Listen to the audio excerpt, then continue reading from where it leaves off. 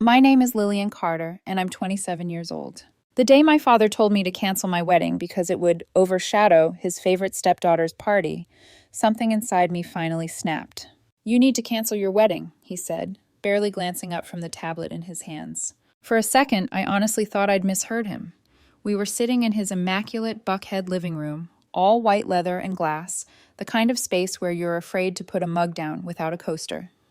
Afternoon light spilled through the floor-to-ceiling windows, catching on the silver frame of a family photo where I didn't even make the cut. "I'm sorry, what?" I asked, my voice coming out thinner than I wanted. "The wedding is in 2 months, Dad." Across from us on the couch, Diane crossed her legs, the heel of her nude pump swinging lazily. She already looked amused, like she'd been waiting for this moment. "Elviana just got accepted to Stanford Medical School," Dad said, finally lifting his eyes to mine. "We're throwing her a massive celebration that weekend. The whole family needs to be there to support her." I stared at him.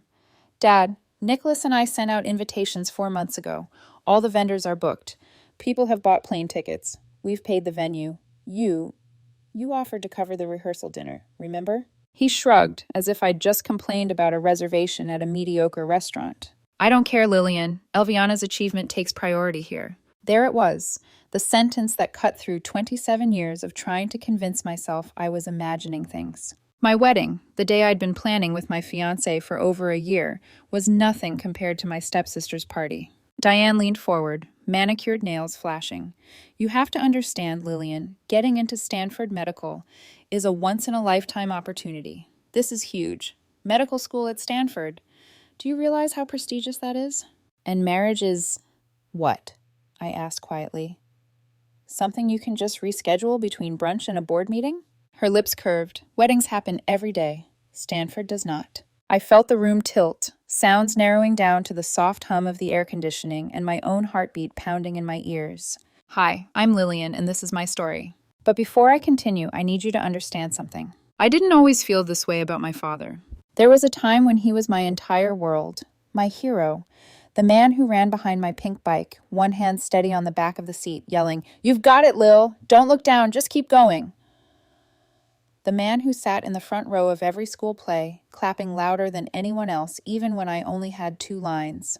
That man vanished the day he married Diane. Before her, my life was simple in the way you only recognize in hindsight. We lived in a comfortable house in suburban Atlanta. Dad owned a successful construction company.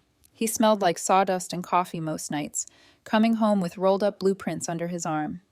Mom was a school librarian with a laugh that could soften the edges of any bad day. My younger brother Matthew and I grew up on backyard barbecues, board game nights at the kitchen table, and annual trips to the Outer Banks where we'd race each other into the freezing waves and come back to Mom's thermos of hot cocoa. We weren't perfect, but we were happy. Then Mom got sick. Cancer is such a small word for something that swallows an entire universe. One minute she was shelving books and volunteering for the book fair. The next, she was lying on the couch under a knitted throw, cheeks hollowing out, pretending she wasn't in pain. 18 months. That's how long it took between the day Dad said, "The doctors found something," and the day Matthew and I stood in black shoes we hated, staring at a polished wooden box that held the person who had been our anchor. I was 14, Matthew was 12. Dad looked like someone had hollowed him out and forgotten to put anything back inside. For 2 years after that, it was the 3 of us against the world. Dad burned frozen dinners and learned how to braid my hair badly. I reminded Matthew to brush his teeth and did my homework at the dining table while Dad spread blueprints out beside me. We were clumsy and grieving and raw, but we mattered to each other. And then he met her. Diane swept into our lives when I was 16, like perfume you can't quite get out of a room once it's settled into the curtains. Dad met her at some business conference. That's how he told it anyway. One evening, he came home with an unfamiliar brightness in his eyes and said we'd be having a guest for dinner. Mom had been soft-spoken and gentle, preferring jeans and cardigans, hands that smelled faintly of paper and ink from handling library books all day. Diane was the opposite. Loud voice, larger-than-life laugh, nails always immaculate, dresses that look like they came with their own price tags you're not supposed to ask about. She complimented everything. The house, my eyes, Matthew's potential. She brought a fancy gluten-free cake from a bakery I'd only ever seen on Instagram and told Dad his company could Scale like crazy with the right strategy. I watched him light up under her attention in a way I hadn't seen since before Mom got sick.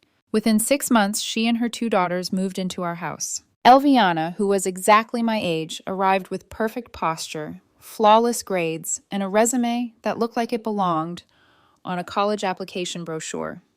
Captain of the debate team, volunteer coordinator at the Children's Hospital, piano since age 5, fluent in Spanish and working on French. Every dinner conversation became the Elviana show. Her SAT practice scores, her AP classes, her possibility-laden future. Paige, 2 years younger, hovered in the background with a sketchbook always in her hands.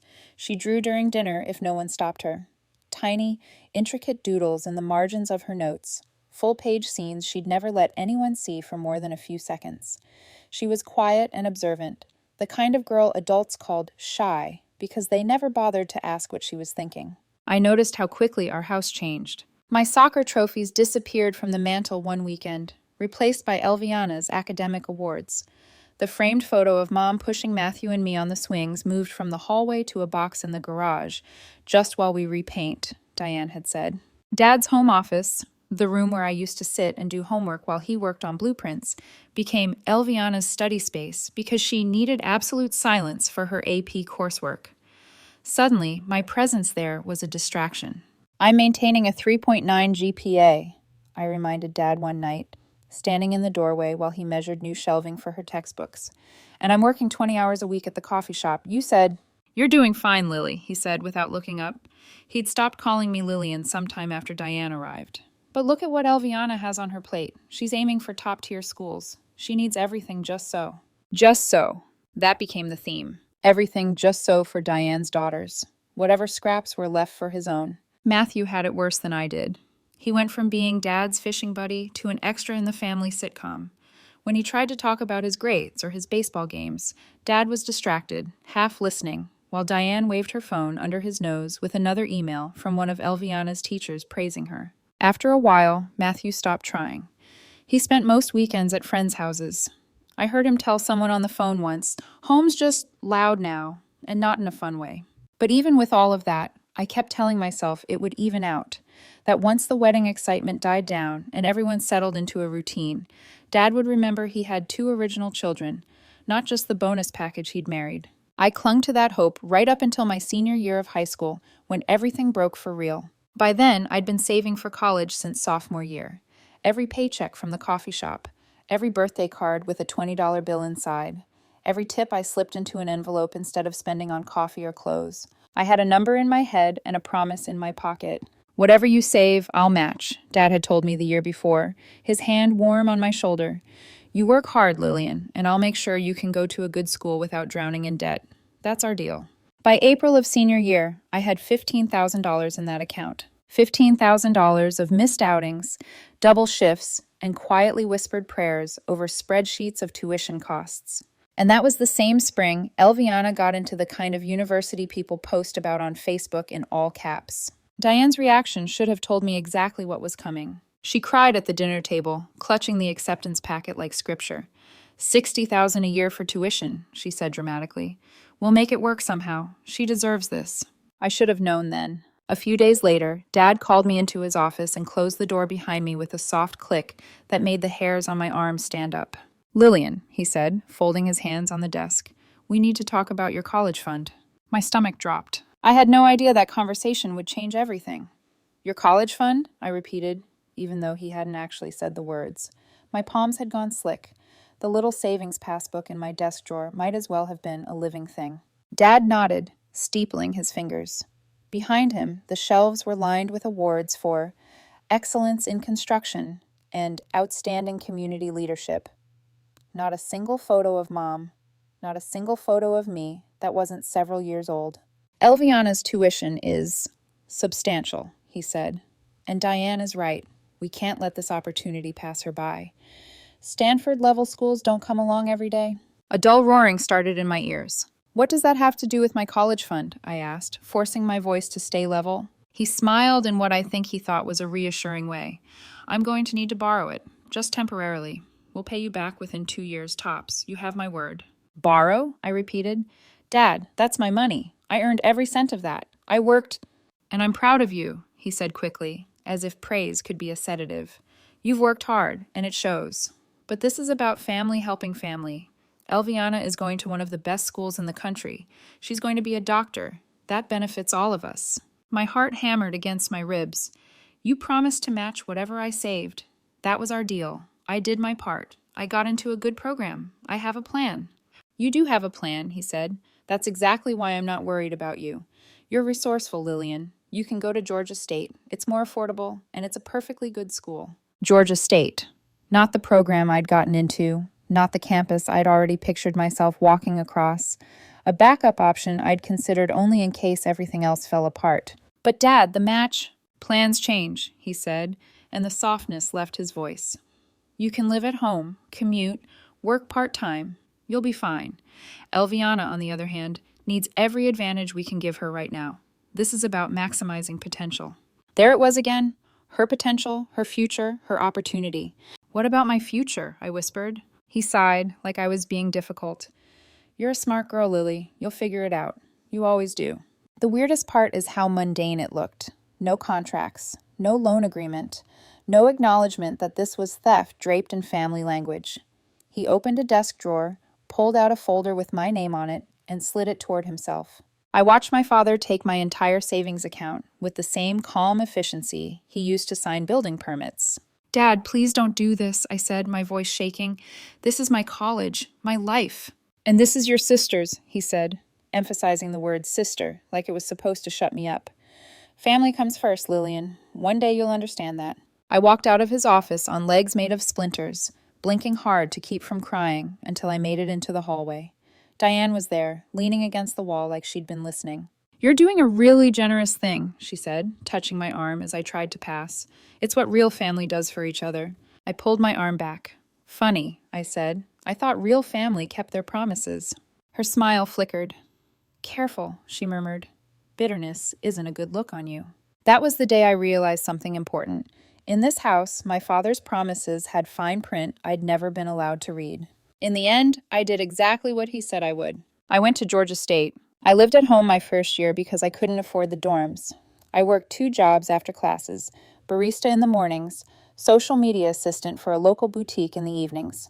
My days blurred into early alarms, crowded buses, lectures I struggled to stay awake for, closing shifts cleaning espresso machines, and nights falling asleep over textbooks. When my friends posted photos from campus life at private universities and out-of-state schools, it felt like looking through a window at a world I'd almost touched. I reminded myself over and over, at least you're in college, at least you're moving forward. Dad, meanwhile, was busy moving forward with Elviana. She thrived at Georgetown.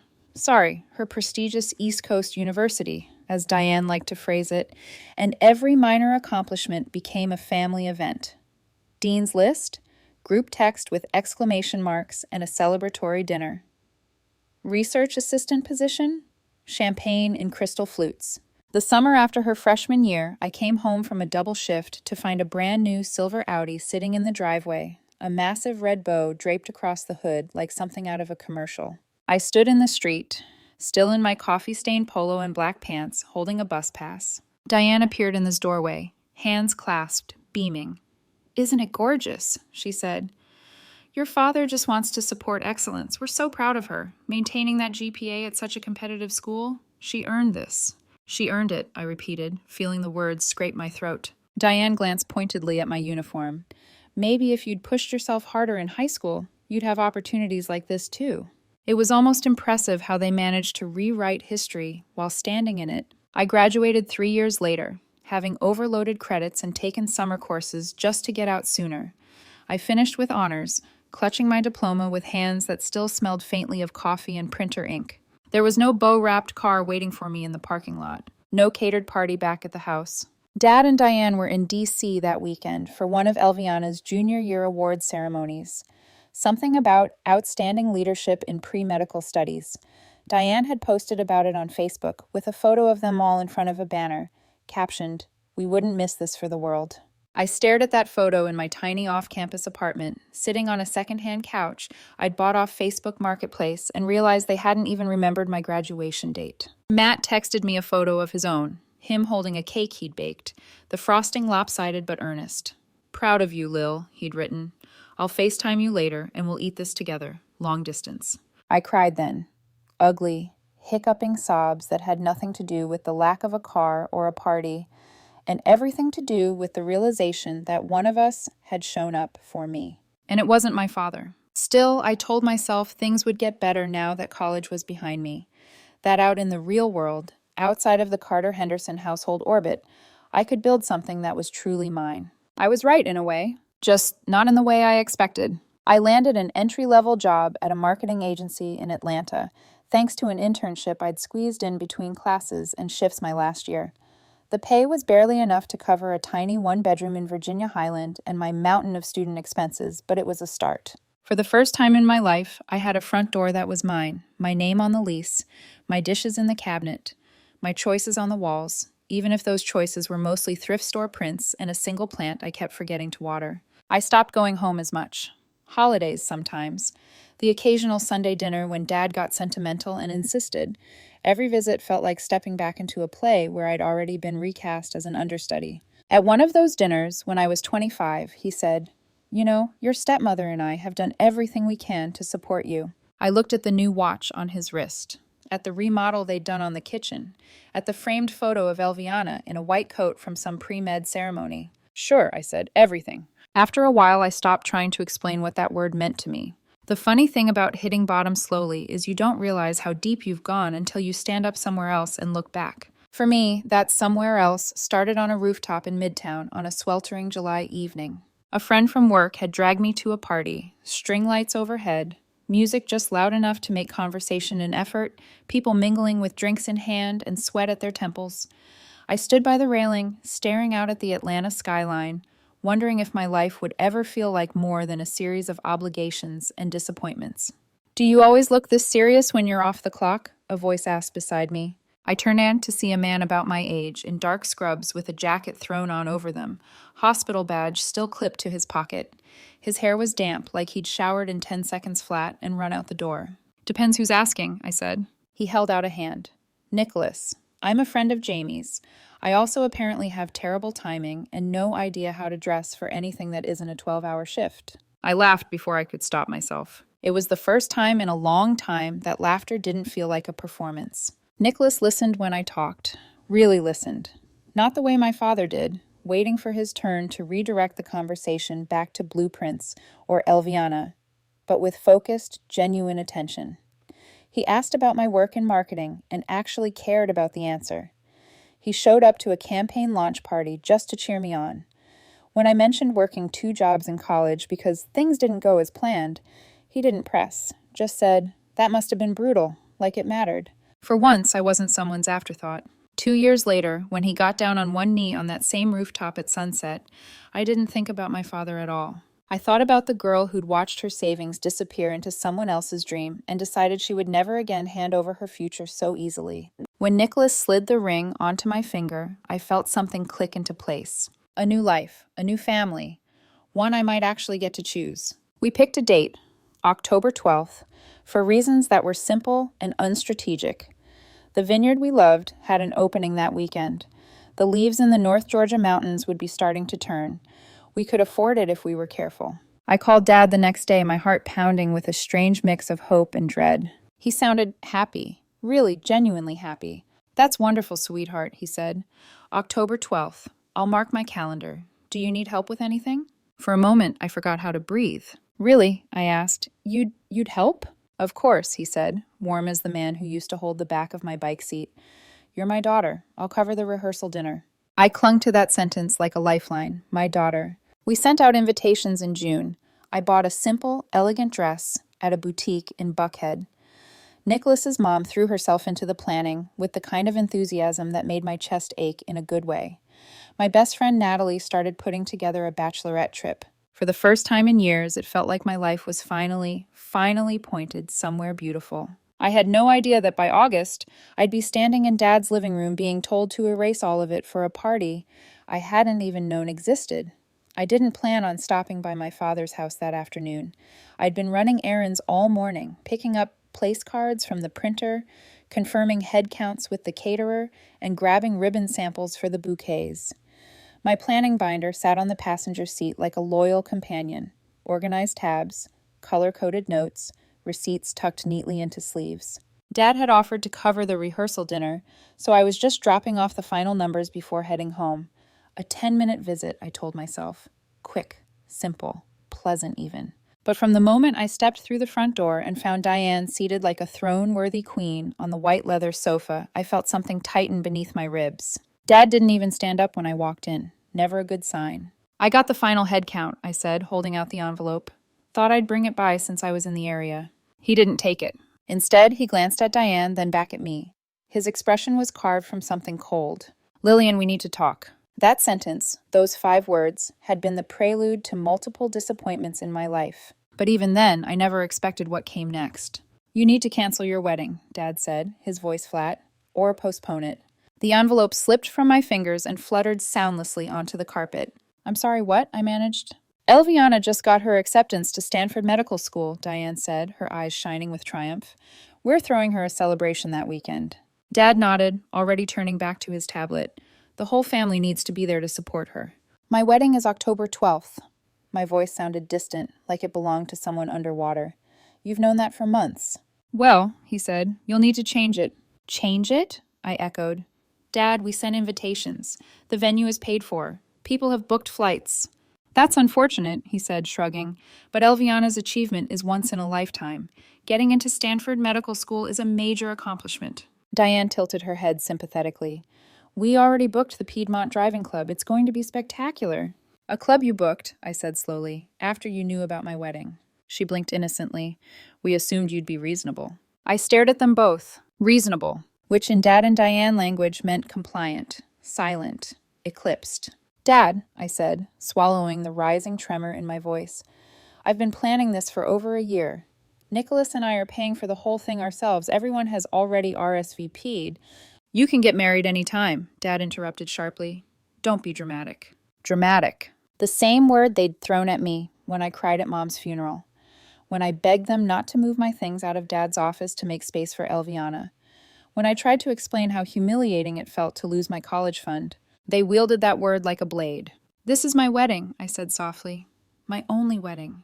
There's no need to exaggerate, Diane said. People get married all the time, but only a handful get into Stanford. And you're choosing that over my wedding? I asked, looking directly at Dad. He met my gaze without flinching. I'm choosing Elviana, he said. The words hit me like a slap. For a heartbeat, I couldn't breathe, couldn't blink, couldn't even remember how to stand upright. He kept going, oblivious to the way the room was collapsing around me. She's making something of herself, he said confidently. She's driven, focused. This is what I mean when I say you could learn something from her work ethic. The floor tilted beneath me. Work ethic? I whispered. Dad, I worked 2 jobs through college because you took my money. His face hardened. Don't start with that again. Diane sighed dramatically. See, this is exactly the selfish attitude we're talking about. I'm being selfish, I repeated, voice trembling, because I want my father at my wedding. Diane lifted her chin. Honestly, Lillian, your mother would be ashamed of how you're behaving. That did it. The world went silent. I felt something cold and sharp settle in my chest, a clarity I'd never had before. No, I said. The word came out steady. I'm not canceling my wedding. October 12th is my day. It's been my day for months. If you choose not to come, that's your choice. Dad stood abruptly, anger flashing across his face. Don't be stupid, Lillian. You're throwing away your family over stubbornness. I shook my head. I'm not throwing anything away. You are. And then I turned and walked out before either of them could see my tears. Nicholas was waiting in the car outside. He barely had time to say my name before I collapsed into his arms. They want me to cancel the wedding, I sobbed into his shoulder. For a party for Elviana. Dad said, my voice cracked. He said he's choosing her. Nicholas's jaw clenched so hard I could feel the tension in the air. They can't be serious. They're serious, I whispered. Dead serious. Nicholas cupped my face gently. Lillian, look at me. I did. We are not canceling anything, he said firmly. This is our day. Not theirs. Not Elviana's. Ours. The steadiness in his eyes held me together when I felt like I was shattering. But the universe wasn't finished with me. Not even close. The calls started the next morning. I woke up to 6 missed calls from Dad. When I finally answered, he launched straight into it. I've been thinking, he said briskly. and I'm offering a compromise. My stomach dropped. Compromise, in his world, meant sacrifice. Mine. If you attend Elviana's party, he continued, I'll come to your wedding. They're at the same time, Dad? Then leave your reception early, he said, as if he'd solved a basic math problem. Elviana's party starts at 8. Your venue is only 20 minutes away. You want me, I said slowly, to leave my own wedding, to go to her party. It's called being flexible, he snapped. You can easily make it. No, I said, absolutely not. His voice went cold. Then I won't be walking you down the aisle. He hung up. I stared at my phone, numb. The ache in my chest was starting to feel familiar, like a bruise someone kept pressing. An hour later, Diane began calling, from different numbers when I didn't pick up. Her voicemails were a masterclass in manipulation. You're tearing this family apart. Your mother would be horrified. You're letting jealousy control your decisions. This is why people say you're difficult. But nothing compared to the message she left at 3 p.m. Elviana has worked her entire life for this. And you can't even give her one special day? Shame on you, Lillian. Shame on me. The irony burned. And yet, it wasn't the guilt tripping that broke me. It was what happened next. Vendors started calling. The florist, the photographer, the caterer. They'd all received phone calls from Diane saying the wedding was canceled due to a death in the family. A death in the family. She used death to sabotage my wedding. I remember gripping the edge of my kitchen counter, dizzy with disbelief. The woman was willing to destroy my life to make room for her daughter's celebration. What am I supposed to do? I whispered to Natalie later that night. Call the police on my stepmother? Natalie didn't hesitate. Yes, because this is harassment. Actually, criminal harassment. Lillian, she's trying to dismantle your wedding from the outside. But before I could even process that, something unexpected happened. Someone showed up for me. Someone I hadn't expected. Aunt Margaret, my mother's older sister. The aunt who'd kept her distance after Dad remarried, quietly drifting away from the Carter household orbit like someone who recognized a house fire from a block away. She called me out of nowhere. I heard what they're asking you to do, she said, her voice gentle but steady. Your mother would be horrified. Count me in for the wedding, sweetheart. And don't worry about the rehearsal dinner. I'll cover it. Your mom would want that. Tears blurred the room instantly. Aunt Margaret, you don't have to... Yes, I do, she said. Family shows up. Let me show up for you. Matthew was next. He called from Colorado, his voice immediate and angry. I'm flying in, he said without preamble. Wouldn't miss it. Team Lillian all the way. And honestly, I've been waiting for you to stand up to them. Even Paige texted, her quiet boldness emerging like a small flame in the dark. This is messed up even for them. I'll be at your wedding. Elviana doesn't need another party. She needs therapy. I stared at her message for a long time. And for the first time in weeks, I felt something warm break through the cold weight in my chest. Hope. The battle lines were drawn. Dad, Diane, and Elviana on one side. And on the other, the people who actually loved me. The people who chose me. The next day, the fight escalated into something I could only describe as unhinged. When I woke up that morning, I promised myself I wouldn't answer any more calls from Dad or Diane. My phone had become a weapon. Every vibration a new emotional bruise, so I silenced it and tried to focus on work, on Nicholas, on breathing. But ignoring them didn't stop the chaos from finding me. At 11:14 a.m., while I was reviewing a client's social media proposal, my boss poked her head into my office. There's someone on the phone for you, she said carefully. They said it's urgent. My stomach tightened. Who? Your caterer. That was never a good sentence. I picked up the call, pressing the phone tightly to my ear. Lillian Carter speaking. Lillian? My caterer asked, sounding confused and sympathetic. I just wanted to confirm something. I received a call from a woman named, Diane Henderson. She said the wedding was canceled because there was a death in the family. I'm so sorry for your loss. The world seemed to slow. There's no death, I said quietly. The wedding is still on. My stepmother is lying. There was a long pause. Oh my God. Should I be worried about payment? No, I said firmly. Everything will be paid as scheduled. Please don't take any more calls from her. Understood, she said immediately. And Lillian, I'll make sure the day is perfect, I promise. I swallowed the lump in my throat. Thank you. I hung up and let my head fall into my hands. She didn't even care if people thought someone had died. She just wanted to destroy my wedding. By the time lunchtime rolled around, my florist had called with the same story. So had my photographer and the DJ. It was a coordinated attack, an attempt to dismantle everything I'd built one vendor at a time. Natalie came over that evening, saw the state I was in, and immediately started pacing my kitchen like a lawyer preparing a case. "This is harassment," she said again. "This is intentional emotional harm, interference with a legal contract, possibly even fraud, depending on what lies she told." "Lillian, this is not normal." "I know," I whispered. "But what am I supposed to do? Report my father's wife to the police because she tried to cancel my wedding?" "Yes," she snapped, "because she is literally trying to ruin your life. There are consequences for that." Nicholas wrapped an arm around my shoulders, grounding me. "Whatever you want to do, I'm behind you." The room blurred. I just wanted to get married. I didn't think it would turn into a war." "It did," Natalie said flatly. "And they started it. The thing about war, though, you never know who your allies really are until the fighting begins." Aunt Margaret didn't just cover the rehearsal dinner. She called every vendor to verify details and assure them the wedding was happening as planned. She had this calm, firm voice that could silence a room. I didn't realize how much I'd missed hearing it. Then Matthew booked his flight and sent me a photo of the confirmation with the caption, "Try and stop me." Paige, sweet quiet Paige, texted me again. "If they get to you again, block them, or let me talk to them. They always underestimate me." I smiled for the first time in days. But it wasn't just the inner circle. The ripples started to reach extended family. Aunt Rita called Aunt Margaret, apparently after hearing Diane's version of events, and suggested Margaret talk some sense into me. Aunt Margaret's response? She later recounted it with a self-satisfied sip of wine. I told her exactly where she could shove her opinion. It was the first time laughter replaced the tight ache in my chest. But even as my support system grew stronger, Dad and Diane were escalating. I knew because they switched tactics. Now that guilt and sabotage weren't working, they tried reputation destruction. Some relatives I hadn't spoken to in years suddenly called, repeating lines that sounded rehearsed. "Why would you plan your wedding the same weekend as your sister's celebration? You know how hard she worked. Why can't you compromise? I heard you were jealous of her success." Jealous! As if I hadn't spent my entire life shrinking myself so Elviana could shine uninterrupted. After the third call, I realized something critical. They were running a whisper campaign. Diane was painting me as the villain to anyone who would listen. And the worst part? Some people believed it. But here's the part Diane didn't understand. I've worked in marketing for years. I know how narratives spread, and I know how to fight them. The old me, the girl who let her college fund disappear without a fight, would have swallowed the hurt and stayed quiet.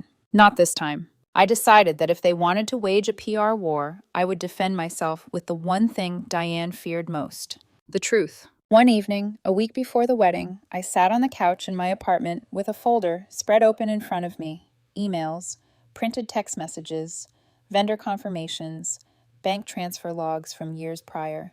Nicholas sat beside me. Natalie paced. Aunt Margaret listened through speakerphone. Matthew was FaceTiming from his living room in Colorado.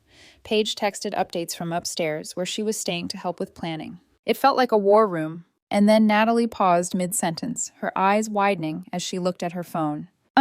Lillian, she said slowly, did you know your stepmother started a GoFundMe?" I blinked. "A what?" "A GoFundMe," she repeated, turning her screen, "for Elviana's Stanford tuition." There it was. "Help brilliant future doctor, Elviana, achieve her dreams." My blood went cold. The description was nauseating. "Our hardworking, middle-class family is struggling to make ends meet. Any contribution helps our brilliant daughter attend Stanford Medical School. We are grateful for any support during this difficult time." Middle class. Struggling. This from the same woman who'd just flown back from the Bahamas, who posted $300 spa facials online weekly, who bragged about their country club membership like it was a personality trait. "This," Natalie said, thrusting the phone toward me, "is textbook fraud." "It's lying," I whispered. "They're lying to everyone." "Yeah," Natalie said, "and they've raised $12,000 already." The silence in the room wasn't even silence. It was shock crystallizing into something razor sharp. I felt it slice through me. $12,000. From neighbors, business associates, church friends, people who believed Diane's act because she'd perfected it. And while they donated, my father stole my $15,000. They bought vacations. They bought cars. They bought everything except the truth. Nicholas put a hand on my knee. His voice was quiet. "What do you want to do?" I stared at the screen. Diane had posted public pictures of their lavish trips, fancy meals, and new tech, forgetting one crucial detail. She didn't know how to use privacy settings. Every post was public. Every lie was documented. Every brag was time-stamped. Natalie cracked her knuckles like she was preparing for battle. I can gather all of this, she said. The photos, the receipts, the GoFundMe lies. I can send them anonymously to every donor. All I need is your okay. I sat there for a long time. My whole life, I'd been taught to take the hit, keep the peace, and stay quiet. But staring at that GoFundMe page, at the donations from people who'd been manipulated by the same woman who tried to destroy my wedding, something in me shifted. Not revenge, not spite, just exhaustion. Exhaustion from being the one who always swallowed the pain. Do it, I said softly. Natalie nodded once and got to work. The universe had finally decided it was done, letting them get away with everything. And it was only just beginning. While Natalie compiled the evidence, I tried to return my focus to the wedding. My dress fitting, the final seating charts, the playlist Nicholas had spent way too long curating because he refused to let Diane ruin our dance floor. But even as I tried to stay grounded, the universe was quietly gathering storm clouds over the Henderson household. Natalie worked fast. Within 48 hours, she had a neatly organized digital folder titled Receipts. Inside were dozens of screenshots. Diane posting photos from their all-inclusive Bahamas resort, much-needed family vacation, a $300 MacBook Pro receipt captioned, "Every med student needs the right tools," a spa day at the Ritz-Carlton, mother-daughter bonding before Elviana heads to Stanford, their country club's annual membership renewal, so grateful for this beautiful community, and, my personal favorite, a picture of Diane posing beside a new chandelier in their foyer, bragging about the remodel. All public, all contradicting their sob story GoFundMe campaign about being middle class and struggling. Natalie's final touch? Screenshots of Dad's construction firm's financial reports, which were publicly accessible and showed they were nowhere near struggling. "It's time," she said one night, sitting at my kitchen counter with her laptop open. She had the determined look of someone born for legal chaos. "Ready?" I hesitated, not because I doubted whether they deserved consequences. They did, but because this was the first time I wasn't taking the high road. Nicholas came over and slid his hand over mine. "You're not doing anything wrong," he said.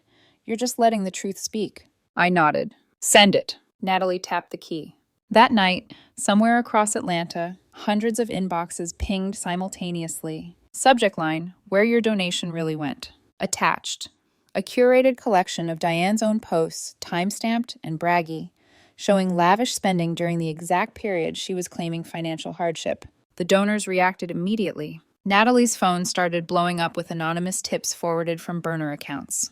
I didn't read them at first. I was trying to preserve the bubble of peace I'd created around the wedding. But the storm didn't care if I looked at it or not. It was coming.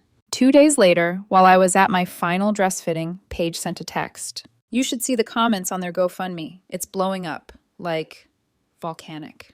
I exhaled, staring at my reflection. White dress, soft curls, hope trembling beneath my skin, and whispered, "Already?" She sent screenshots. The GoFundMe was a frenzy of outrage. "You lied about being broke while taking luxury vacations? Refund my donation now. This is fraud. I've reported it to the site. Shame on you, Diane. Shame." I'm emailing Stanford. Within an hour, the page was set to private. By that evening, it was suspended pending investigation. But the dominoes didn't stop there. Someone, and we never learned who, emailed the entire receipts package to Stanford's financial aid office. I would have expected guilt to bubble up, anxiety, maybe even fear. But instead, just a strange, quiet numbness. A sense of inevitability, as if the universe had watched these people dodge consequences for years, and finally said, "Enough." Meanwhile, Diane went into damage control overdrive. Paige kept me updated in bursts of chaotic texts. Diane is screaming. Dad is yelling at Diane. Elviana is crying. The neighbors can hear everything.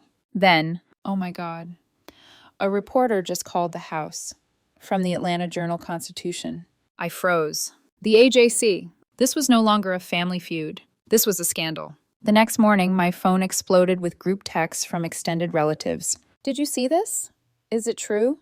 Stanford is reviewing her acceptance? I'm so sorry you're dealing with this. This is awful." I powered my phone off. I wasn't going to let their chaos steal one more second of my joy. I had a wedding to get ready for. The week leading up to the wedding was surreal. I'd go from choosing napkin colors to reading a text from Paige like, "Diane deleted all her social media. Dad is threatening to sue someone." Elviana posted a crying video saying she's being harassed by jealous family members. It has 3 likes. One of them is Diane. Or this one. The IRS called Dad's office. I heard him say no comment. Mom, I mean Diane, threw up. Paige corrected herself immediately. Not my mom, you know what I mean. I smiled, a small, proud smile. Paige was choosing herself too. And then, finally, the day arrived, October 12th. I woke up before the sun in a quiet mountain cabin near the vineyard. Natalie was sprawled across the pull-out sofa, half wrapped in a blanket. Aunt Margaret snored softly in the other bedroom. Paige was already up sketching by the fireplace, her pencil moving delicately across the page. Couldn't sleep? I asked. I wanted to draw the morning, she whispered. Feels important. It did. Everything felt important. The stillness, the cold air, the scent of pine drifting in through the cracked window, the hum of possibility. For the first time in my entire life, a day belonged to me. Truly me. I didn't check the news. I didn't check my messages. I didn't check on the fallout happening miles away. Today was my day. And I wasn't giving them a single piece of it. At the venue, the world looked unreal. Brilliant blue skies, rows of golden vines, fairy lights strung across the old barn, white flowers lining the aisle, everything shimmering like a memory I hadn't lived yet. Natalie cried while helping me into my dress. You look like your mother, Aunt Margaret whispered, fastening the veil. Exactly like her. My chest tightened. Matthew arrived a moment later, wearing a navy suit and a fierce expression. Ready, sis? He asked. Yeah, I said softly. Aunt Margaret is walking me down the aisle. Nope, Matthew said. We both are. I blinked. What? Mom would want both of us, he said. One on each side. The people who actually watched you grow up. I burst into tears. Natalie shrieked. I just fixed your makeup. It took another 20 minutes to repair my face. But the ceremony? It was perfect. Nicholas stood at the altar, tears streaming down his face the moment he saw me.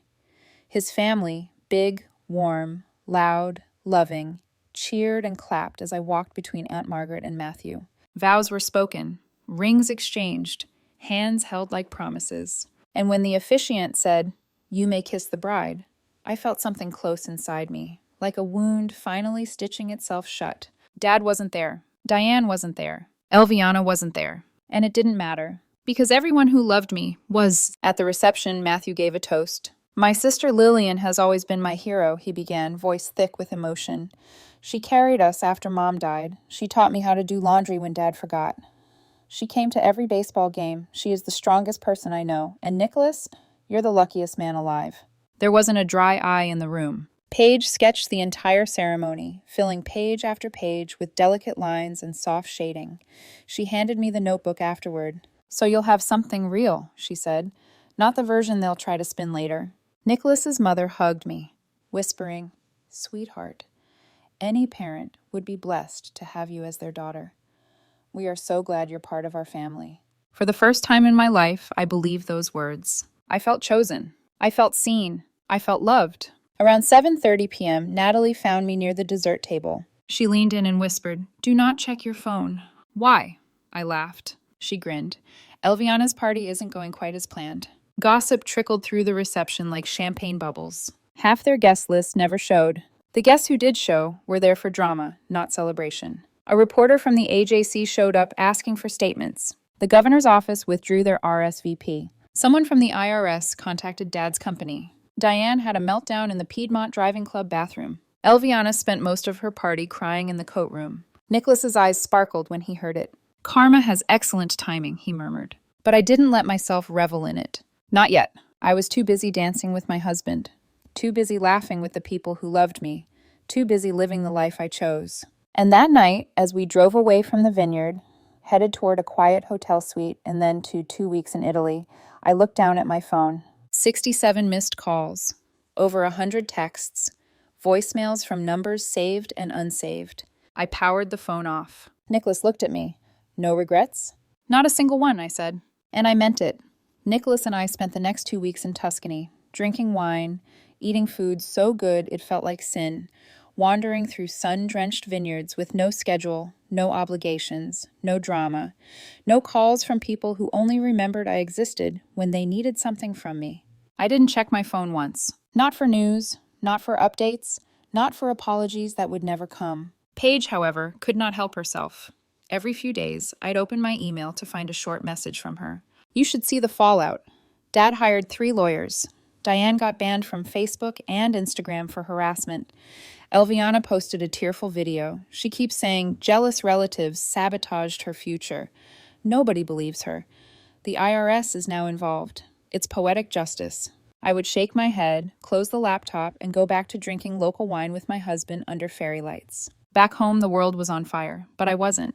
For once in my life, I was somewhere warm. When we landed back in Atlanta, the chaos was still unfolding like a slow-motion explosion. I turned my phone on in the airport for the first time since the wedding. Immediately, it began vibrating nonstop, notifications exploding onto my screen like fireworks. 126 text messages, 44 voicemails, dozens of missed calls. Nicholas glanced over. "Take a breath," he said softly. I nodded, steadied myself, and answered the call I knew would come anyway. "Dad?" "Tessa." He stopped, corrected himself. "Lillian." His voice was tight, strained. "We need to talk." I didn't even bother sitting down. "No, we don't," I said. "Yes, we do," he snapped. "Your stepmother and I are in the middle of a serious situation. We could face criminal charges. I need you to make a statement saying you weren't involved in the GoFundMe leak." I let out a small, humorless laugh. "Hello to you too, Dad." "This isn't a joke," he said, the sharp edge back in his voice. "People are saying you orchestrated that smear campaign. You need to tell the investigators you weren't involved." "I wasn't involved," I said calmly. "I was getting married, remember? The wedding you skipped? The one you told me to cancel?" "Don't start with that again," he barked. "Then stop pretending I owe you anything." "We're family, Lillian. You owe us support." "No," I cut in. "Family shows up. You didn't." There was a long silence on his end. Then, "Your mother would be disappointed in you." My breath caught. I closed my eyes. "No," I said quietly. "Mom would be horrified by you." He inhaled sharply. "Don't ever call me again," I said. And I hung up, then blocked his number, just like I had blocked Diane, just like I would block anyone who believed cruelty counted as parenting. Nicholas took my hand. "Proud of you." I leaned into him. My heart didn't break. It didn't even crack. It just finally rested. The investigation took 4 months. 4 long, public, humiliating months for them. Here's what happened. And Diane received 6 months of probation and was required to pay back every cent of the GoFundMe donations. And Dad's construction company lost 2 major contracts. Clients didn't want to be associated with potential fraud. And his reputation in Atlanta's business community collapsed. Whispers of ethical concerns followed him everywhere. Elviana's Stanford acceptance was revoked. The school released a diplomatic statement about misrepresented financial circumstances and ethical inconsistencies. She ended up attending Georgia State's medical program, the same school Dad told me was good enough for me. The irony wasn't lost on anyone. Paige went completely no contact with Dad and Diane after witnessing their behavior firsthand. She applied to SCAD for illustration and got in. Paige thrived the moment she left their shadow. And honestly, I was proud of her, deeply. As for me, I built a life, a real one. Nicholas and I bought a small craftsman house in Decatur with a shady front porch and a lemon tree that refuses to die, no matter how badly I forget to water it. I was promoted to senior marketing director with a raise that made me cry happy tears in the elevator. We host Sunday dinners now. Aunt Margaret, Matthew, Paige, sometimes Natalie if she's not working late. It feels like a home, the kind I used to ache for when I was a kid. Not perfect, but honest. And warm. And mine. Every few weeks, Dad tried to reach out through new numbers or email addresses. "You owe your father respect. I miss you, sweetheart. We need to talk about what you did to this family. You've ruined everything. Please, call me." I never answered. Not once. Diane tried to once, with a 3-page letter accusing me of destroying their lives, sabotaging Elviana's future, being jealous, being vindictive, being selfish, being cruel. I framed it and hung it in my home office. Natalie said that was petty. I said it was conceptual art. A year after the wedding, Elviana reached out on LinkedIn. The message was simple. "Is your company hiring?" The audacity. I forwarded her profile to HR with no recommendation. She didn't get the job. And then one day, the final collapse happened. Dad and Diane filed for divorce. The financial pressure, the public humiliation, the legal consequences, the unraveling of their curated image, it all became too much. Diane moved back to Tennessee. Dad sold the Buckhead house and moved into a small condo. Elviana moved back in with him, bitter and angry at the entire world. Paige cut ties completely. She sends me photos from her art classes. She smiles in every one. I keep them all. People sometimes ask if I regret going no contact, if I ever feel guilty about how everything unfolded, if I think I should have tried harder to fix things. And my answer is always the same. No. I spent years fighting to be seen, to be valued, to be loved by people who only loved me when it was convenient. They always chose someone else. Every single time they had an opportunity to choose me, they pushed me aside. When my father told me to cancel my wedding for a party, he told me everything I needed to know. Where I ranked, what I was worth to him, how little I mattered in that house. That was the day I finally chose myself. The wedding they skipped wasn't a loss. It was the beginning of my real life, my real family, the one I built, not the one I was born into. Blood doesn't make family. Love does, loyalty does, showing up does. And when someone shows you, repeatedly, that you don't matter to them, believe them. Then let them live with the consequences of their choices. The universe settled the score. And honestly, the universe did a beautiful job.